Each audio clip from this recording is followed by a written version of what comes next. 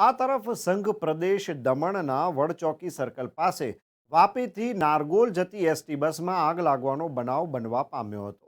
મંગળવારના રોજ બપોરે 12 વાગ્યાની આસપાસ વાપીથી નારગોલ જતી એસટી બસ નંબર GJ18 7507 દમણના વોર્ડ ચોકી પાસેથી પસાર થતી હતી ત્યારે અચાનક એન્જિનમાંથી અવાજ આવવાનો શરૂ થઈ જવા પામ્યો હતો, જેને પગલે બસના કંડક્ટરને કંઈક અજુગતું થયું હોવાનો ભાસ થતાં તુરત જ બસમાં બેઠેલા 45 જેટલા મુસાફરોને તુરત જ સુરક્ષિત બસમાંથી બહાર કાઢ્યા હતા. જે બાદ એન્જિનમાં જે જગ્યાએ સ્ટાર્ટર હોય તે જગ્યાએ સ્પાર્ક થવા પામ્યો હતો અને તરત જ બસના એન્જિનમાં આગ લાગી હતી.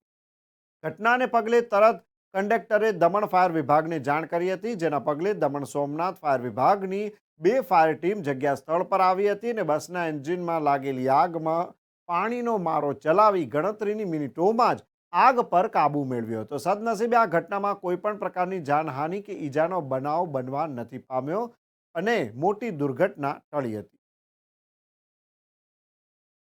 આવતી હતી તે વડ ચોકી પાસે અવાજ કેવો લાગ્યો સ્ટાર્ટરનો, એટલે કે ડ્રાઈવરે ગાડી ઊભી રાખી દીધી ને મેં પેસેન્જર બધા ઉતારીને બેસાડી દીધા.